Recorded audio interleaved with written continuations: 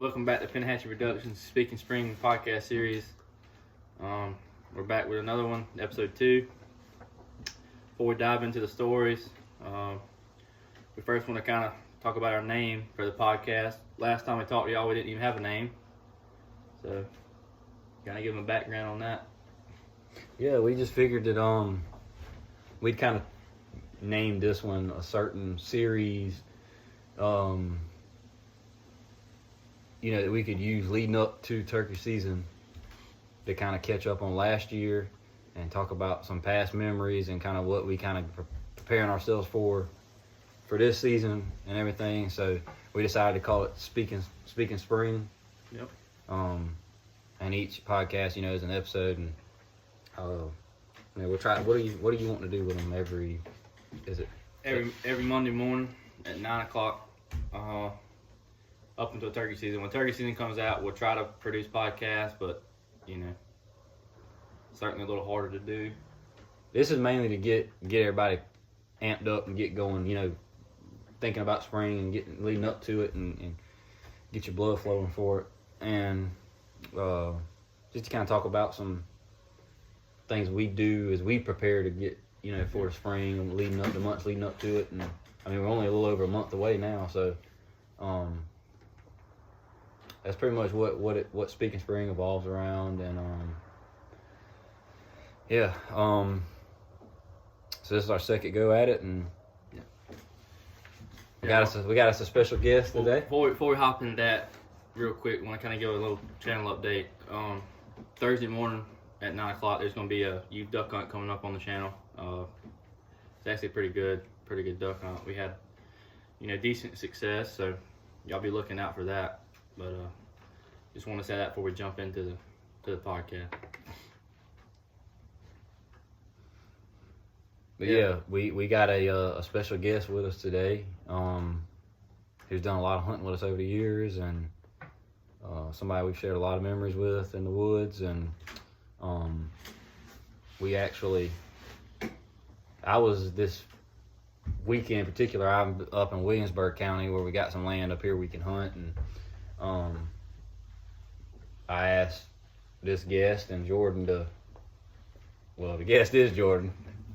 I asked him and my brother Charlie, to come up here, and we have spent, a good bit of time today, kind of scouting the land and riding the range around, checking things out and looking for turkey sign. And I wanted to kind of show them the layout of it. This will be the first year we're hunting this property.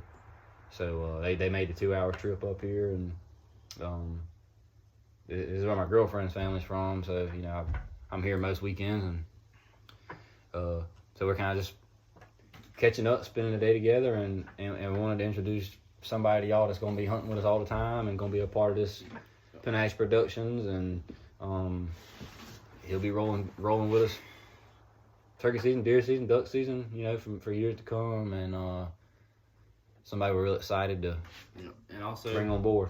Also want to get him on here. He works in the timber company. I'm gonna let him, kind of give his background on that. That's obviously a big part of turkey hunting nowadays is habitat. So we wanted to get him to talk about some of his things with that, and it's something good to talk about always. So we'll dive into that too. So. But we want him to talk about his experience. We're talking about our 2023 recaps of how hunts went and how last season went, and it was a pretty tough season for the most part. And he's from the area we're from, so we'll let him tell you a little background about himself, where he's from, what he does, and we'll get to talking about his experience he had last year in the woods. So go ahead, Jordan. Yep, I'm Jordan Chavis. Been hunting pretty much all my life, as long as I could. Hunted with Will and his brother for a while. They kind of started me up on the turkey hunting. Never knew nothing about it until they took me out, showed me what it was like, and I've been hooked on it ever since. Yeah, and kind of lead off of that. I don't think we've ever turkey hunted together, us three. No. Not all three together. No, we've all hunted, but not together. So, yeah. So I just, Jordan, I already kind of mentioned this about the forester thing. you work with a timber company. What is it exactly that you do? I work on a logging crew, so I run a cutter for a swamp log. So we do a lot of hardwood. We rarely do pine, but do a lot of hardwood. No, that's pretty much it. I just go out there and cut trees all day. So, but you're interacting with the turkey's natural habitat Oh, yeah. on a daily basis, and you always tell me. I mean, there's been times where you send me videos. Yeah, and I've you seen- see turkeys all the time. Yeah, I mean, everybody's always logging's messing up turkey hunting. Their logging's messing up hunting period. Man, I've seen deer walk out beside me while I'm cutting trees and turkeys sitting there gobbling. I'm sitting there walking to my cutter and there's turkeys gobbling right there by my cutter. So Yeah. it ain't hurting. No. well, I think what it is once you As have long- it cut, it's the steps after you have it cut. Yeah, as it's long- not logging itself. It, It's, it's, The landowners, how they take care of it and how they build it back up and manage it. And yeah, there's a lot of land that's getting cut and then turning into subdivisions and stuff like that. that's I'll- what That's- certain things. That's not good. But I mean, if you're cutting your land and then planting it back and giving back, it's not that big of a deal. That's conservation. see, y'all don't. You're just contracted to go in there and cut. Right? Yeah. Y'all don't manage it past that point, which is No. obviously not their fault. That's just what they're able to do. So We just go in there and take what we're supposed to take out of there, and that wood gets either turned into fuel chips to run certain things, or boards and poles and posts and stuff to build houses and everything else out of. I mean, It was being put to use. Oh, But yeah. like you said, I never really thought about this, and this is crazy.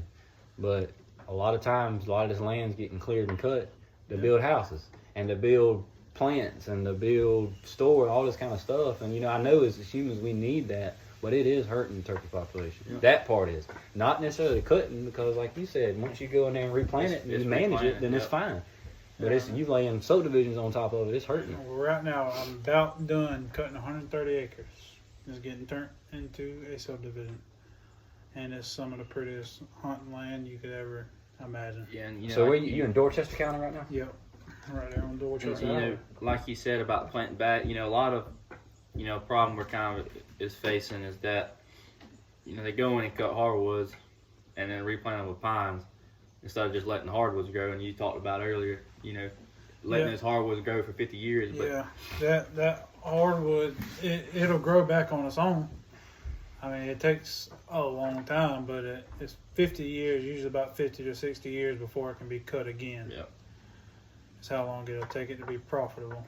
yeah, hardwoods are superiorly beneficial to Yeah. turkeys compared to pines. And in our part of the South, pines have become the dominant tree here, whereas 30, 40 years ago, hardwoods were the more dominant tree species around here. Well, and in South Carolina now, and I'm mainly in the lower country, and you can attest to this. I would assume it seems like pines are getting cut a lot more Mhm. than Oh hardwoods. yeah, because it's getting planted, and Yeah. I mean, if in my opinion, if somebody's cutting pine, they need to plant it back. Yeah. If they let it come back on its own, it's going to take forever. Like the place I hunt, it was cut, it was pine, and then it wasn't planted, and that's been 15 years ago, and you see it's nothing big. That on makes a there. lot of sense. I've never thought about that. And but you go and plant it 15 years, you got a good standing trees. Which also allows you to be able to manage that better as far as burning it, keeping Yep. it thinned out. Yep. As far as undergrowth goes, making sure the undergrowth stays down, which not only helps turkeys and deer, but it also helps the trees themselves. Correct me if I'm Yeah, wrong. you plant pines, so you go cut your pines that you got. You make money off that. You plant them back.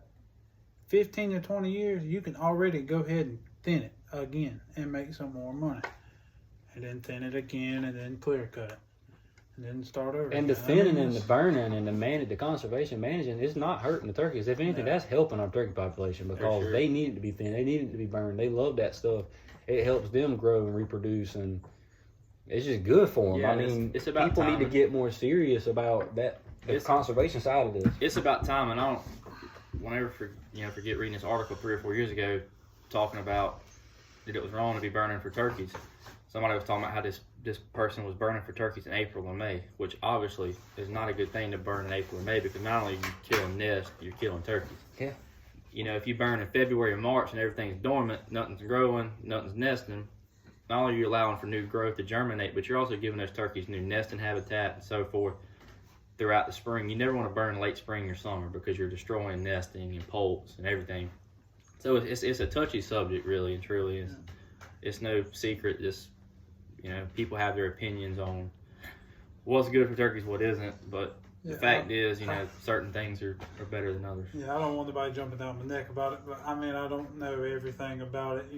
I just know my job and what I'm supposed to do.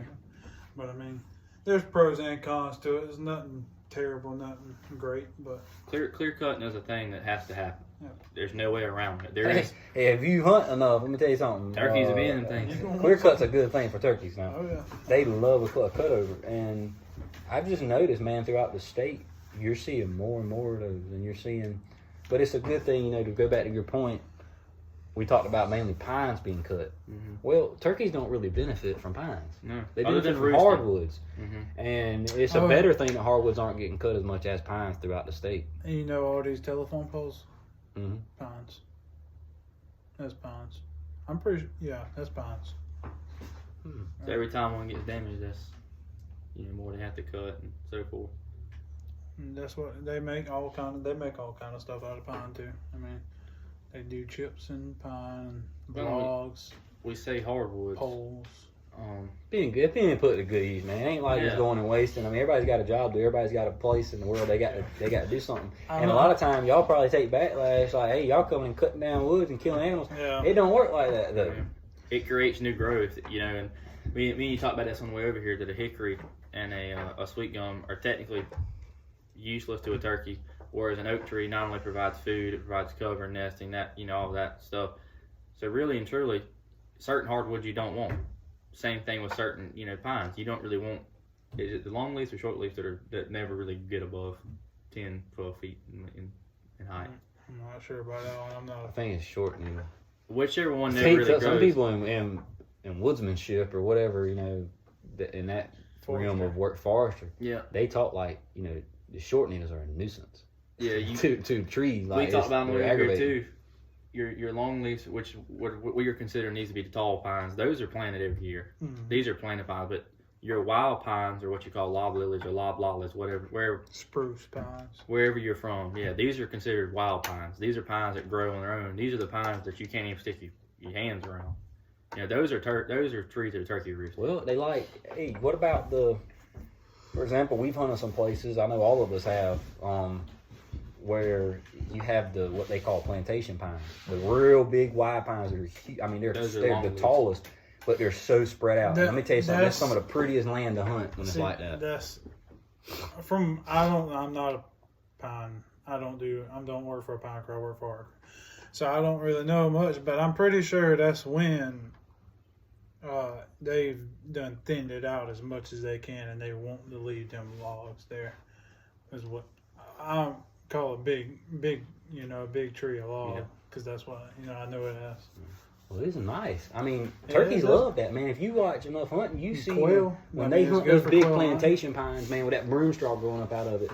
Dude, turkeys love to be in there. It's kind of like Quail's got that undergrowth to cover. turkeys have kind of adapted to being so used to being around pines more than hardwood. They've just kind of gotten to where they use pines more. And if you ever get the chance, go on DNR's website, South Carolina DNR's website, and there's a distribution map. I know Florida does it, but it's a little different than ours.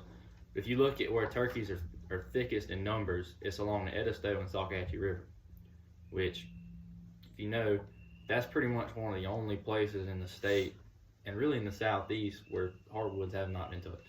So those hardwoods have been there for hundreds of years. Where's that? The Salkatchie and Edisto, up and down the banks of the river for the most part. You can't cut them. Yeah, that's what I'm saying. So those hardwoods are intact, and if you look at the distribution map, that's where 90% Those trees of are turkeys, hundreds and hundreds of years that's old, where man. turkeys tend to stay. Like you. Yeah, the forest you can't touch them. You got to stay so many feet off of a river. I think it's 100 feet off of a river. And if you look at that map, it kind of points to and creeks and everything. They're I there. mean, it's not like we're cutting everything. I mean, if there's a flowing creek through there, we gotta leave a buffer on it. And And turkeys you love know what they that love being buffer's near for? water. It's for the animals, the wildlife, to have a cool place to drink Yeah.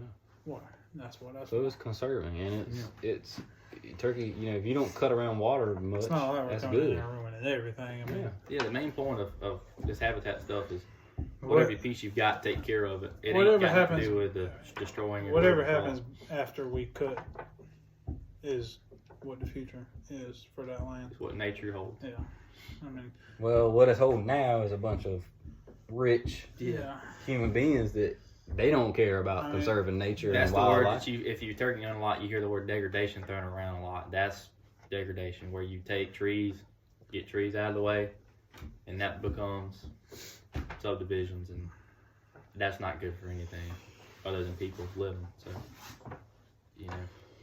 That's what I do. And that's Well, it's important to talk about. it's a touchy subject. It Like, is. It's a key topic in People have Coming- different turkeys. opinions, and Come and ruin everything for everybody, I guess. Now that you've explained it the way you have, I mean, that makes a lot of sense. Well, you can't control what cutting tree. It's something's going to happen. We have to have paper. You have to have, wood. you have to have wood to build houses, shelves, anything like that. You know what I'm saying? It's what happens through afterwards Jordan's that's eyes, important. he's doing a job. He's getting paid money to do it.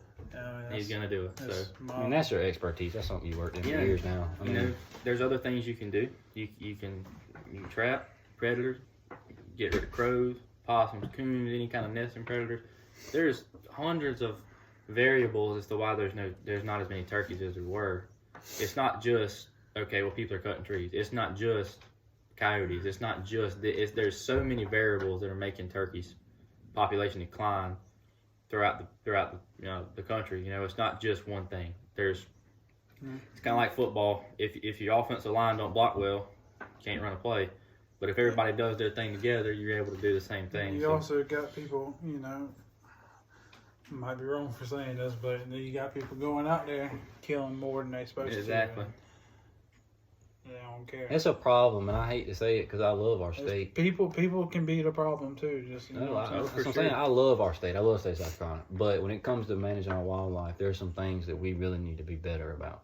Yeah. As people, that we, hopefully this podcast somehow it connects to somebody, and if it makes one person manage their property a little better, that's great. Like But right now, now, as a state, you see these other states, like Mississippi, Alabama, they're very good about how they manage their land, and it's why their wildlife is so well. And I'm not saying our wildlife isn't good here, but could you imagine if we really took everything serious in conservation, how amazing our wildlife would be? the around here? changes they make, Georgia and Alabama were one of the first ones to jump on reducing the limit and changing the season.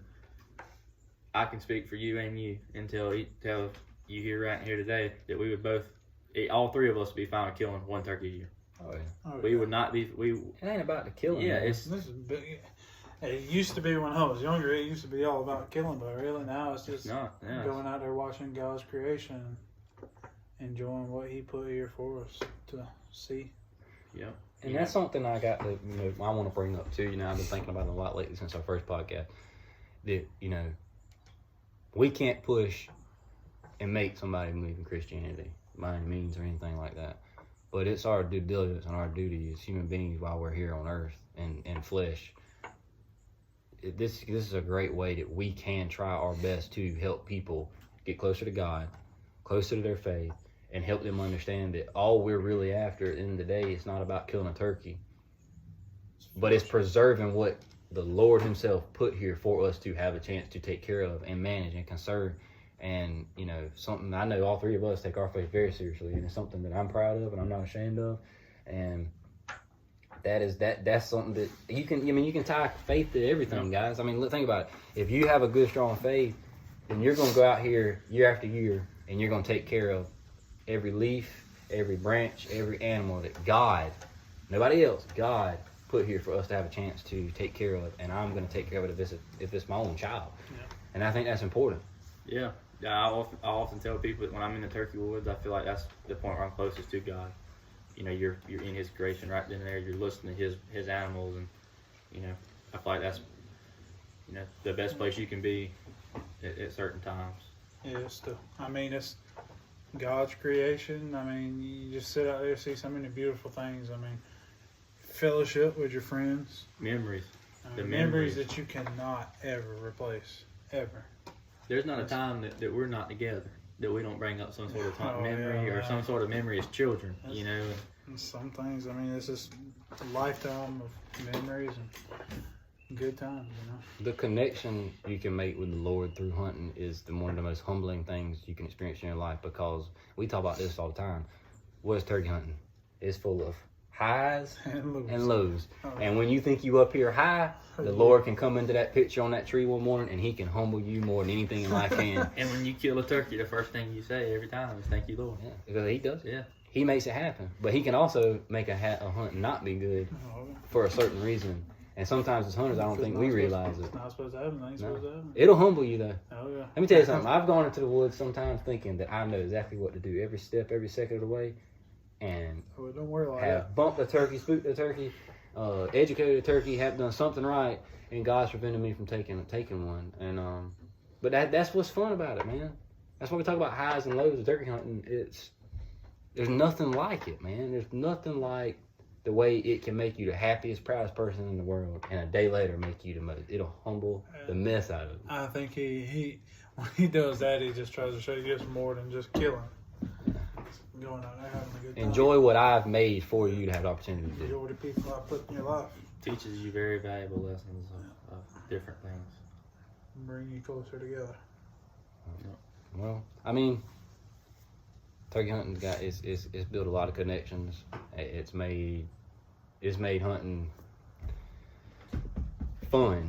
Sometimes hunting's hard, but you know, if you're hunting a turkey, man, you just gotta use the word fun, because it's gonna be hard, but it's fun for it to be hard. Yeah. You don't want to have something where it's always in your lap. I mean, that's not fun. It'll get old. I mean, that's why it's called hunting. I mean, think about this, Jordan, for example. You know, we graduated together. We're the same age. Went to high school together and everything. Closest of friends. And when we were younger in high school, we didn't really know much about how to hunt a turkey. But it was more about, I want to go kill a turkey. We got to get... And we're sitting there and think about all the humbling experiences we had. Oh, yeah. Remember how many times we'd go hunting on property and we'd hear what sounded like 50 turkeys gobbling, and we would think, okay, we're going to get one of them today. Yeah. And they would hit the ground to shut up. Or we'd see them at 100 yards and, bye. It almost seems like if you try to rush the experience and try to rush through it and just kind of go through the motions, you know, you're never going to. Mm-hmm. But I mean, looking back now, I mean, those are some of the, the finer times I've had. Those are those humbling times we talked about. I mean, It teaches you patience. We've been hunting together for years, and we've had our fair share of that frustration that builds up from it. Oh yeah. But where you say you're going to quit, but no, you can't. You ain't going to quit. That frustration makes you want to go more. Yeah. You can't quit it. You can't quit it. You know, and I know, like you. I mean, I tell you all the time. You know, Jordan's one of the best deer hunters I know, because that's something you grew up on. You love the deer hunting. Go sit in a deer stand and kill big buck after big buck after big buck. Best, but I mean. But in our area, I mean, that's what we talk about. I mean, and in high school, you always wanted to go. You always wanted to go deer hunting, and you know, and I like to sit in a deer stand. It's peaceful also, and it's fun. But you know, we talked too about how you can't relate to a deer the way you can a wild turkey. No. Like, you cannot have a deer 15 steps from you. When you're interacting with them, speaking with you, and you're on their level in their world, you can grunt a deer and all that. But you can't. You know what I'm saying? Y'all know, it's hard to explain. It's a hard feeling to explain, but this one is there. And there's no knock on a deer hunter, because I like deer hunting. I'm saying that for Jordan's sake, because we know Jordan loves to kill a deer. I mean, he eats, sleeps, and breathes deer hunting, and it's been that way since we were in school. But there's just not. My granddaddy got me like that. Hey, been that way for a long time. I mean, well, in the area we're from, a lot of people do. A lot of people like deer hunting. I mean, I can't say now. Ever since I started going turkey hunting, I mean, I completely fell in love with it. I mean, it's one of my top favorite things to do, for sure. Yeah, so it's a literal addiction. You hear people talk about an addiction, it really is. You know, it's a good addiction. Yeah, clarify that. Good addiction. Good addiction. We're not hitting the crack pipe against the tree every Saturday morning now. But it does get in your blood, man, and it makes it crave it. It's the adrenaline rush. Oh man, something. Talking about on the side of a tree. Yeah, we're gonna get into some stories right now. Hey, some memories when we were young teenagers. You know, like you're just marching through the woods, and you don't ever know what you're gonna expect. Like, we got some wild memories. They were young teenagers, so I'd have been young preteen that never really He's a went. young baby. Yeah. And I've heard these stories several times, and I heard one on the way over here, but I didn't. Jordan was going to tell me this story, and I wanted to hold off on it so I could hear it during the podcast. Oh, I can hold on. So we're going to get this one going. I want to hear this one. Well, And you know what this is based around, just so y'all know. I mean, this is turkey hunting at its craziest and experiencing some crazy things that, Will, you know what story I'm talking about? if I can recall, one of the best ones, I'd say, what were we, juniors in high? We were still in high school. Yeah. We're over there at the place in Allendale. Mr. Jerry's. Yeah. It was one of them incidents where you don't want to believe it. Yeah. You know what I'm saying? Like you're like, am I see? I don't see this. Yeah, I just remember, man, we got out there. And turkeys were got. That was going to be a good morning. Like it was a good morning. Yeah, but it was still dark at that point, and we hadn't heard nothing. We was just waiting, on the, the sun to kind of creep up just a little bit and get them awake. But I just remember the moon was so bright that night morning, and we were just sitting there, standing on the dirt road, waiting. And I look to my right, and I see what I made out to be a human standing there, and was just, looking towards us, leaning Up against back the tree. and forth up against a tree, leaning. And it's still dark. It's not pitch black, but it's It's that even point. It's that moonlight. point basically in the morning where the turkeys start gobbling. So Yeah. it's just like half and half. Yeah, I mean, but it's just sitting there, leaning forward, back and forth, just looking. And I was just so locked in on that thing, I was speechless. I was like, well, there's no way I can see what I think I'm seeing. By the time And- you told me about it, I looked. Well, and- no, I didn't even say nothing to you.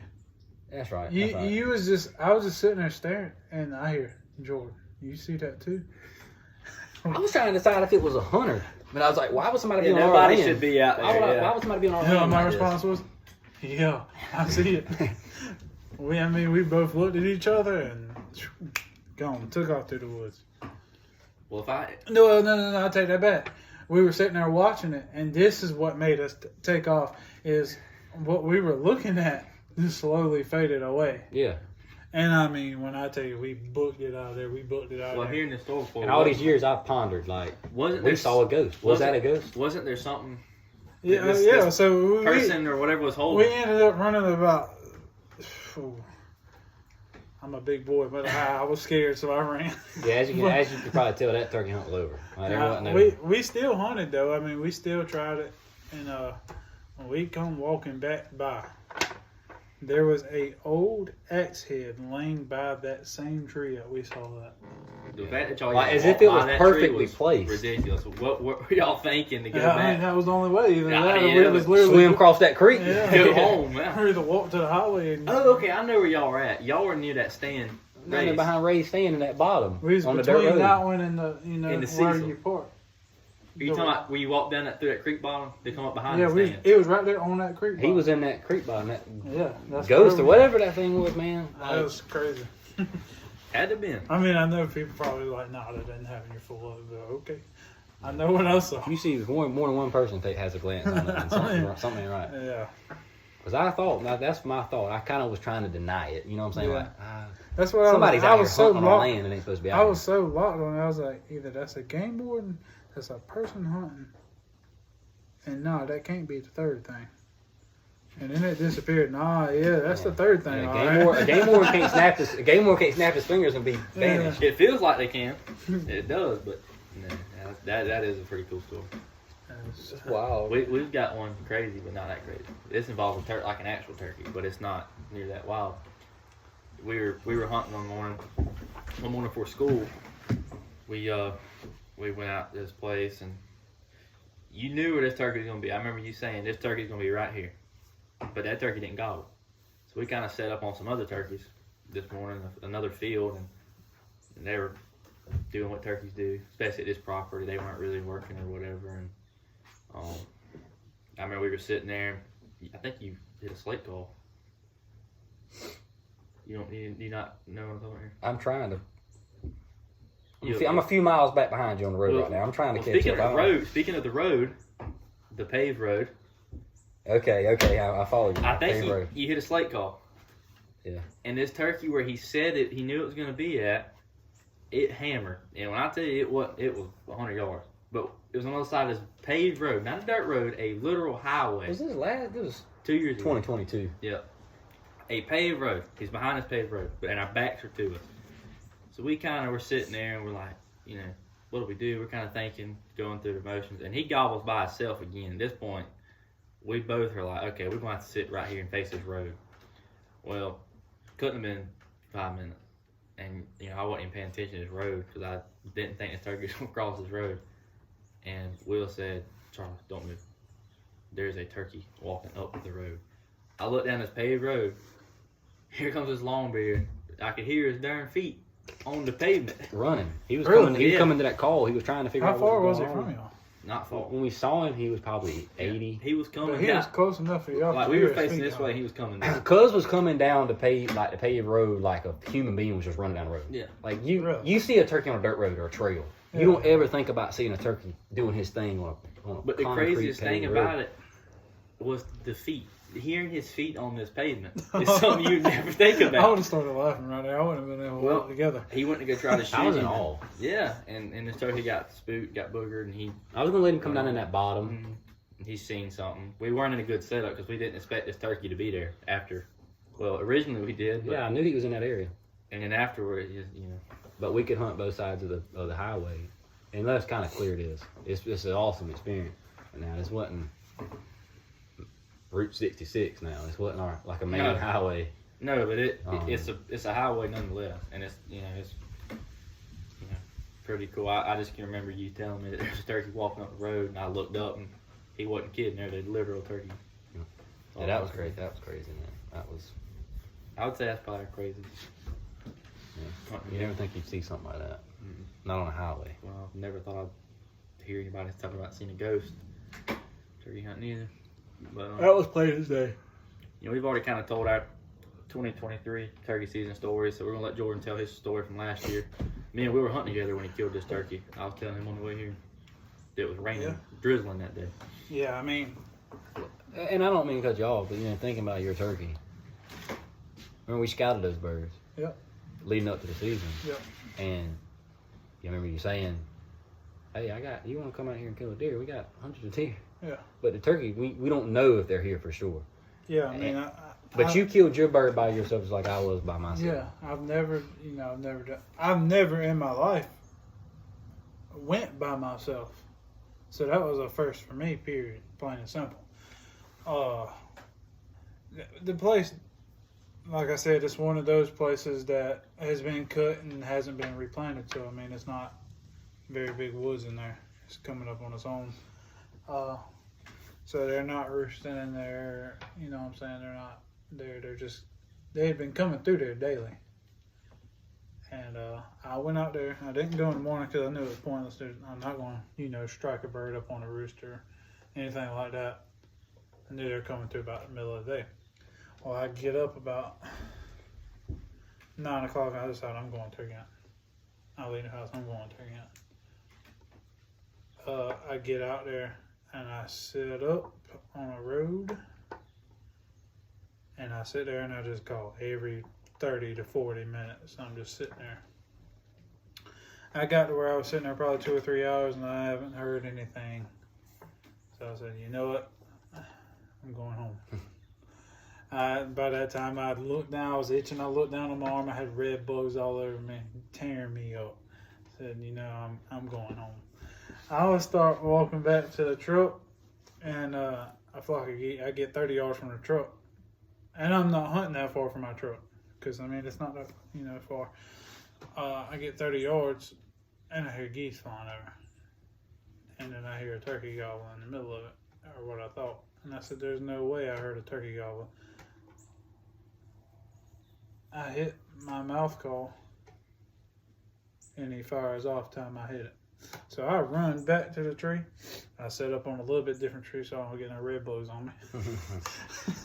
And I set the decoy out, and I just sit there and I wait. And as I'm waiting, I'm like, I'm not gonna call that, but there's just I had to. So So I just did some soft yelps. Never heard anything. So I'm sitting there, about 5 minutes goes by, and I don't hear him anymore. And I'm like, man, I done messed it up that fast. I should have went to him, or I should have done this and this different. You know, next thing you know, I hear, "Dole." And I turn my head just slightly, and here he comes strutting up the road. Full strut. And he breaks down in about half strut and comes walking out of decoy. I said, that's your. What That's did you a have? wrap. You had a hen out? Yeah, just that hen that I bought. I said, yep, that's a wrap for you, big boy. How close was it? He probably, what, 20 yards? 15 maybe. Maybe. You got it to him. Oh, man, I knocked him loose. Knocked his tater loose. What, you was shooting vanilla? No, I shot him with that Weatherby. That black Weatherby I have with a Longbeard XR choke. And I believe in that choke bubble. I bought one from Vanilla, matter of fact. That's the best ones, man. Like, it's good to go sit on a tree that morning and kill one off the roof. But I like them there midday ain't nothing like where you don't expect it. And he gobbles, you strike him up, Yeah. and it happens in 10 minutes. He's already right there in your lap shooting. That was the first bird I've ever called up on my own. The first bird I've ever seen, strut up to a decoy. It was first for me. And normally those hunts are a little more successful, really, because the morning's already passed. The birds have kind of already separated from their hens. They're looking for more. As soon as you walk in there and you call, they're gonna come. You know, most of the time if they ain't got hens with them, they're coming. So yeah. And in time I kill that bird, the bottom drops out. Rain. And it pours down on me. same thing I'm like, happened with yours. man, I'm glad I got him when I did. Yeah, rain's a bad thing for turkey hunting because they do not gobble. They don't do nothing. And But I've seen some. when good- it stops, you get in the woods.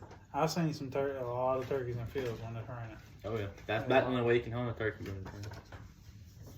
But they usually get fired up when that rain stops. When that rain stops and that sun pops back out. Instead of been raining for a couple of days and they have to be able to breed and gobble and do all their things. So when it quits raining, they get after it. They're fired up, ready You to gotta go. get on them. They're hot. But yeah, that's a good story. That's There's plenty more. I mean, it's just not. Okay. It ain't all gonna fit on one. We were trying to get some of our best memories from last season to get our mind getting ready for this year. So, yeah, great story. I mean, hopefully we can make just as many this year. Yeah, we'll be together a lot and filming together, hunting together. We're already doing our homework for sure. We're already scouting.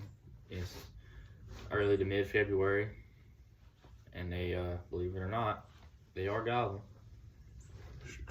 and strut. They'll see that. They're coming out the woodworks, boys. when I went duck hunting this morning on the way home after the youth hunt. I seen there's a video on our TikTok. If you want to go check that out, it's Penahatchie.prod, PORD. You go check that out. There's a video on there of all the turkeys out there in the field. But I mean, you've seen it, 40, 45 turkeys in a flock. Easy. And there's a couple longbeards that are to the left in a group, and big boys strut. And we pulled off side of the road. As soon as we rolled down the window, 3 of them cut loose. And of course, we all got excited and started owl hooting or whatever, and they gobbled 2 more times. And we learned something from them just then and there. We went to go pull off, and as soon as we went to pull off, that turkey went right back to strutting like nothing happened. Like he wasn't spooked at all. And Well, it makes you wonder with the weather. If the weather got something to do with them getting a little fired up. It's been warm, man. Today is a warm day. It's February the 10th, and it's 77 degrees almost. this morning it 76 was degrees. 46 was the coldest it got this morning. And all week has been cold in the morning time, freezing. Got us fired up Got my butt cold out there. today. I'm speaking for both of these. We fired up. Oh, We scouting earlier. We hearing birds chirping. It's warm. It's got us ready. It's something about them Tweety birds. The ones that really talk in the spring, man. I mean, that's just it's a good time. It's got that smell in there too. Yeah. That spring smell. Start seeing robins on the the ground. smell that'll make you sneeze. We're outside right now filming this podcast, and it's just got that smell to it. It's pollen. Well, I mean, I was up in this Now for a area. couple days. I've been up in this area the past week, and I was riding around the other day, and not far up the road from here, some fields. I mean, there was groups of like 20, 30 turkeys. Like I see them in this field, a bunch of hens, couple long beers, and then go to another field, bunch of hens, another field, bunch of hens. Like it just piled up, and I mean they're still in that winter flock. Yeah. But I think with the weather being as good as it is right now, I think it's going to be beneficial come March. Yeah. That itch is getting worse. I think it's to the point where we're going to be in a corner in a room here in a minute rocking. It's getting that bad. Want the turkey hunt. So once you get to this point of the itch, you start scouting. You start trying to do anything you can to hear a turkey, see a turkey track, see a feather, whatever you can do. It's about that time of year to start getting mad at some turkeys again. Yeah. That's pretty much all. Yeah. We got some plans to go place up the road here in this area called Backwoods Quail Club, where they got a skeet shooting course you can go on, and figure we go make a day out of it and have a good time. And might film it, so it could be up within a week or two. We're not sure yet. We hadn't really decided. Like I said in the video, seriously, we got a duck hunt come out. Duck hunting, it's hard to film on its own, but I think it turned out pretty good. Getting to see some kids shoot their first mallards and so on and so forth. So it's pretty cool. I appreciate y'all boys for having me. Yeah, I was just about to say, we got Appreciate it was you a good opportunity to introduce Big Red, and he's gonna be on he's gonna be with us all the time hunting and on videos, and he's gonna film for us sometimes, and it's almost like a family affair, man. It is. So we wanted to bring him on. He's been real busy with work and hadn't had a chance, the past few weeks. But we got him hit up this way this weekend, and we were able to make this happen and get him introduced on the podcast, and be looking out for him. He'll be with us a lot throughout this turkey season, and so once over with deer, duck, everything, fishing. We talked about them here. We'll be filming some fishing videos this summer. Can't wait, man. I love some fishing too. I love it all. It don't make a difference. Just being outside. But coon hunting, I don't love it. You used to. I used to. I got tired walking through them swamps, Bubba. That wasn't for me no more. No. Deer, turkey, ducks, fish. I mean, I love it. Bessie them red breast and their shell cracker. Oh man. So like the song says, like the old song says, old red ditching, have a little fun. Have a little fun, baby. Yeah. About that time. That'll do it. We appreciate y'all for listening. Make sure y'all like and subscribe, and we'll catch y'all next Monday. More content on the way.